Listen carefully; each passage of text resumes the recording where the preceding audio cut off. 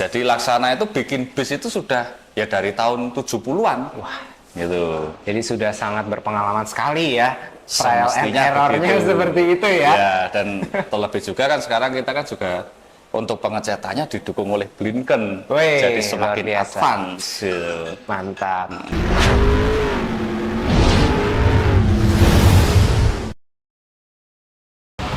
Oke, Lelang.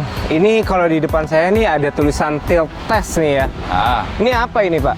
tilt test itu uji kemiringan, Mas. Uji kemiringan. Uji kemiringan. Nah, dan Laksana itu kan menerapkan uji keselamatan standar Eropa. Jadi rangka-rangkanya kita itu semuanya ada pengetesan-pengetesan tertentu. Jadi terkait dengan keselamatan. Oh, Gitu. oke. Jadi ini kalau dalam bahasa Indonesia sebenarnya digoyangkan bukan sih? Bukan, kalau Bukan ya? tes itu uji stabilitas. Oh, stabilitasnya. Stabilitas, ya, rangka seperti ini kita akan sampling tiap unitnya, tiap tipe unit yang kita buat itu akan kita sampling masih dalam bentuk rangka gini. Mungkin pernah dengar Laksana itu menerapkan tes uji guling, Mas. Ya. Nah, ini pelengkapnya. Oh. Ini pelengkapnya. Jadi kita masih dalam bentuk rangka bis seperti ini. Bisnya ditaruh di atas meja, kemudian digulingkan. Digulingkan itu berdasarkan teori dari UNECE R66 atau teman-teman Bismania biasanya ngertinya UNECE R66. Itu tentang uji guling. Jadi bis yang masih dalam bentuk rangka seperti ini itu digulingkan untuk kita mengetahui kekuatan strukturnya seperti apa. Betul. Gitu, tentu saja kan tujuannya untuk meminimalisir resiko. Kalau resiko tetap pasti ada, tapi Iya. kan impact-nya itu yang kita minimalisir. Iya, Gitu. betul. Bukan berarti 100% menjamin keselamatan, enggak. Gitu, tapi kan kita minimalisir resiko-resiko apabila terjadi kecelakaan, bisnya terguling atau apapun, kan seperti itu. Nah, tilt test ini adalah pelengkapnya dari uji guling tadi. Gitu.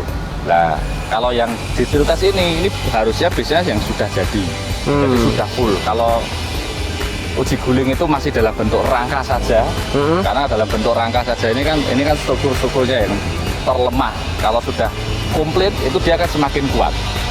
Sudah ada lambung bodinya, sudah ada interiornya, itu semakin menguatkan rangka. Oke, berarti untuk uji stabilitas itu bukan dites ketika dia udah jadi semuanya ya dalam satu unit bis ya? Kalau stabilitas diuji full, bisnya sudah jadi. Kalau uji guling itu masih rangka saja. Rangka aja. Masih rangka saja. Tapi kalau sudah stabilitas itu sudah lengkap. Bisnya sudah jadi. Gitu. Nah, kalau uji guling itu bisnya digulingkan rangkanya, tapi kalau stability test itu sekali lagi bisnya sudah jadi, sudah lengkap, dan ini ada instrumennya, Mas.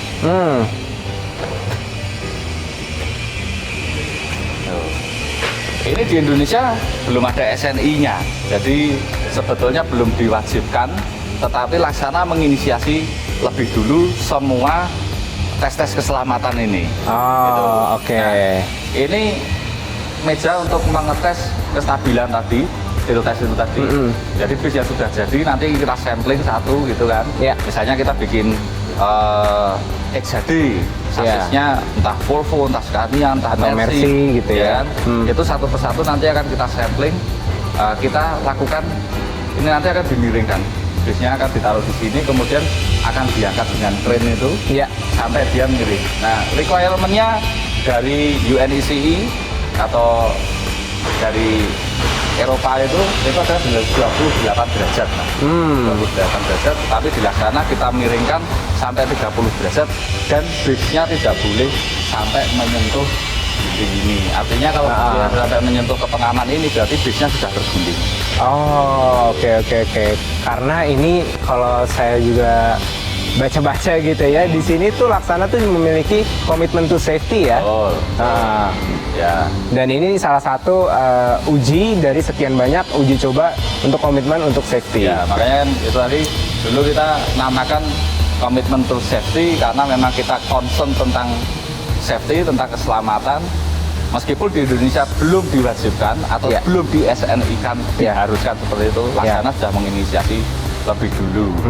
Seperti itu. Oke. Kemudian dulu kita namanya komitmen to safety di tahun kemarin, karena ya masih Laksana yang terus mengembangkan tentang safety di dalam kendaraan ini. Ya.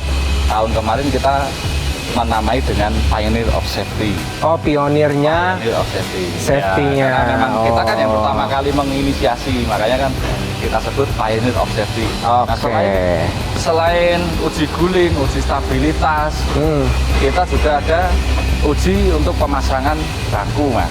Oh. Gitu. Nah, nanti jelasnya saya tunjukin di instrumennya. Di sana. Ya, nanti di bagian bangku. Oke. Kemudian kita yang terakhir adalah kita melakukan pengetesan FUPD sama frontal impact test. Ini medianya yang kemarin kita gunakan. Uji tabrak ya. Uji tabrak, ya kan? Jadi uji tabrak itu kita ingin tahu seberapa besar impact-nya apabila terjadi kecelakaan, ya kan? Tujuannya mengamankan kru yang bertugas. Iya. Karena kan kru yang bertugas itu kan garda terdepan. Di dalam bis itu paling depan. Ya, jangan sampai juga kita mengamankan penumpangnya, mencoba menyelamatkan penumpangnya, tapi krunya enggak. Ya, karena semuanya harus aman ya. Ya. Nah, itu kita lakukan frontal impact test. Nah, waktu pengujian ini dummy ini dipasang di dalam sana, Ya. kemudian dihantam beban 1,5 ton. Itu tembok atau diadu dengan apa tuh, Pak? Kita ada alatnya, jadi ini diam, ya kan, kemudian ada pendulum besar gitu, 1,5 ton, heeh. itu dihantamkan langsung ke unit ini. Oh, oke. Kemudian selain kita mengamankan, memikirkan safety yang ada di dalam bis, kita juga memikirkan keselamatan lawan apabila terjadi kecelakaan, itu dengan FUPD. Itu mencegah supaya kayak mobil-mobil kecil itu apabila terjadi kecelakaan adu banteng, Ya. dia tidak sampai terperosok jauh ke dalam kolong bis. Oh, oke. Nah, kalau di bagian sini nih, indikator kalau misalkan satu unit bis itu lulus uji tabrak tuh seperti apa? Indikatornya engineering yang lebih tahu. Engineering ya. Engineering yang lebih tahu. Oke. Nah, setelah dari tahapan ini tesnya apa lagi nih? Tesnya yang pasti kalau ya standar itu kita ada shower test, Oke.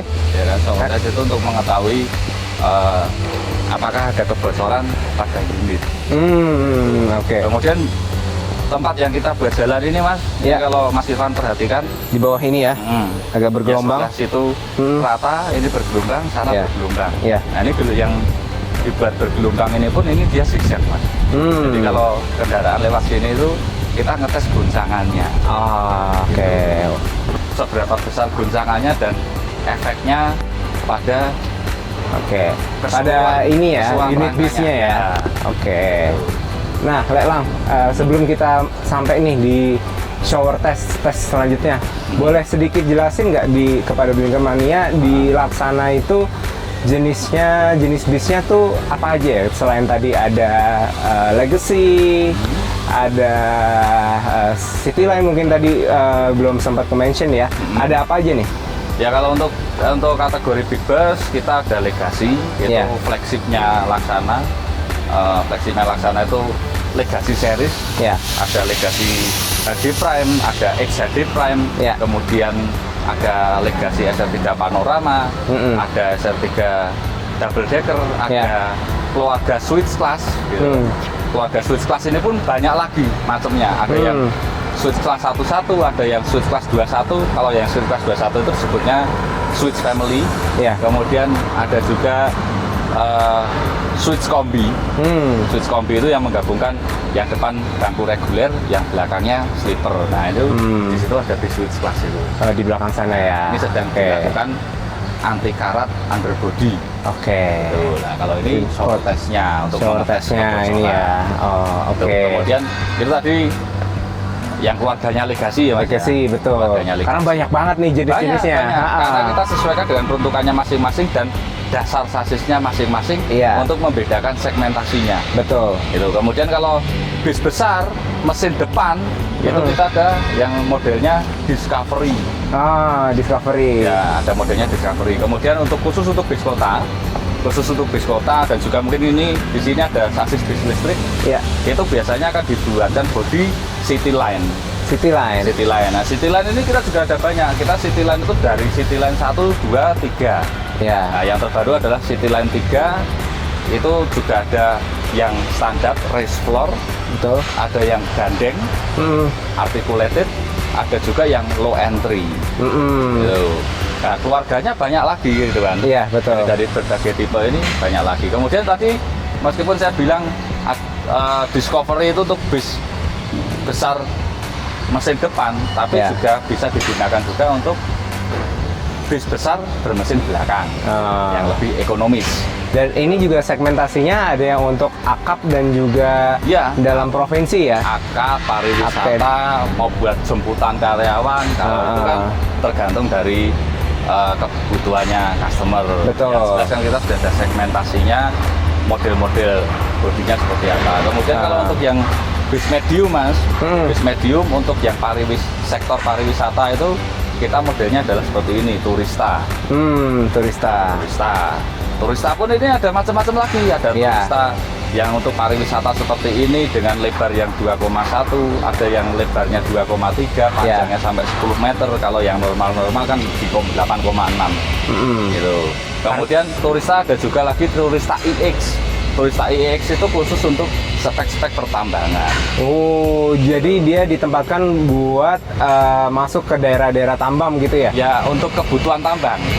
Bis seperti ini pun mau masukin tambang juga oke dong mas. Tapi apa nggak sayang dengan investasinya, dengan modelnya yang seperti ini? Karena ini lebih diperuntukkan untuk wisata ya, Pak. Wisata ya. Kemudian untuk bis kota, bis shuttle, bis karyawan ada lagi namanya Nukleus. Jadi line up-nya banyak banget ya mas ya. Kalau Transjakarta pakainya Cityline. Cityline ya, yang tadi ya. Karena Transjakarta kan pakainya bis yang besar, Cityline. Kalau untuk yang bis-bis BRT kayak kemarin bis kita Depok itu, itu pakainya Nukleus. Oh, kalau yang untuk saat, kalau nggak salah nih ya, pas 2011 ASEAN Para Games itu juga bisnya dari sini ya? Ya, itu Cityline 1 mas. Cityline 1 ya? Oke. Nah, Bringamania, buat kalian yang belum tahu nih, kalau kalian suka naik bis Transjakarta, Laksana ini yang membuatnya. Kita 75% bis Transjakarta itu buatan Laksana. Ya, buatan Laksana. Oke. Nah, boleh mungkin dijelaskan tahapan yang selanjutnya tadi. Sudah ada shower test di sini. Shower test itu sebetulnya tahapan belakangan ya mas ya. Karena harusnya kita dari sambung sasis kita ke bodi rangka. Shower test ini dilakukan ketika dia sudah selesai finishing. Contohnya ini. Jadi dia akan masuk ke sini. Dia akan dilingkut underbody dulu. Jadi underbody selesai, nanti dia akan di shower. Jadi kita lanjut ke bodi rangka mas. Bodi rangka ya. Sambil kita jalan ke bodi rangka kan ini tadi kan lapangan sasis, kemudian sambung sasis untuk sasis yang perlu disambung di extend tadi. Nah kalau ini unit-unit yang tidak perlu di extend sasis. Kenapa tuh? Karena dia sudah pakainya level frame, dia kan sudah panjang. Tapi tetap harus dilakukan prasasis, yaitu pemasangan bracket-bracket untuk penempatan perangkat bodi. Nah, ini sudah selesai prasasis atau pemasangan bracket-bracket, penyesuaian ukuran untuk mengantri ke bodi rangka. Oke mas, ya Iman, ini kan lelang lihat nih tadi. Ini ya di sisi kiri kita ini antrian masuk bodi rangka.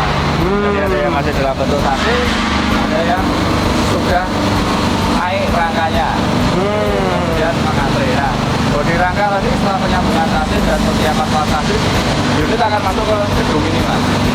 Ini gedung ini start dari belakang sana. Start dari belakang sana, dari dia masih sasis tadi, kemudian dibuatkan rangka lantai, rangka samping, naik ke atas, kemudian pemasangan lambung seperti di sini. Jadi semuanya terjadi ya di sini ya? Di sini bertahap, berjalan, kemudian nanti yang sudah selesai dari tahapan di sini akan dikeluarkan, ya kan? Kemudian bergeser ke gedung yang sebelah. Oh, sebelah sana. Itu bisa kita lihat di sebelah sana ada lagi bis yang mengantri dengan kondisi yang lebih lengkap daripada ini. Oh, karena sudah masuk ke tahapan yang Ya, ini tadi ya. beda kan? Ini sama itu beda kan? Beda Iya, kan? Masih betul. beda nggak? Iya, kelihatan beda. Nah, itu setelah lambung terpasang, dia akan berpindah ke stasiun selanjutnya, ke gedung sebelahnya, Oke. untuk dilakukan paneling. Ini biasanya kalau tahapan-tahapan itu dari masing-masing stasiun bisa memakan waktu berapa lama lah ya, Lang? Lead time-nya dibatasi rata-rata on station 3 jam. 3 jam. Ya. Oke. Nah, kemudian nanti dari gedung yang sebelah sana ada antrian di sini. Ya. Ini udah banyak yang masuk. Ini tinggal 3 yang ada kelihatan di sini. Nanti akan masuk ke dalam gedung ini. Dalam gedung ini ya. Di paneling atau dilengkapi. Nah, kalau ini kan baru hanya lambungnya saja. Ya, lambungnya masih ada rangka-rangkanya. Nanti akan dilanjutkan ke sana. Oh, oke. Ini lainnya dikhususkan untuk pengerjaan bis-bis double decker itu pekerjaannya di sini dan ini dengan spesifikasi khusus yang sekiranya nggak sesuai standarnya laksana itu dikerjakan di sini.